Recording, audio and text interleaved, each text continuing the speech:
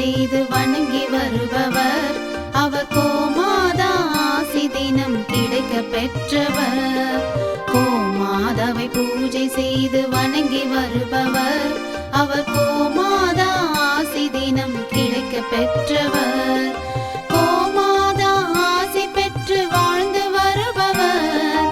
கோமாதா ஆசி பெற்று வாழ்ந்து வருபவர்.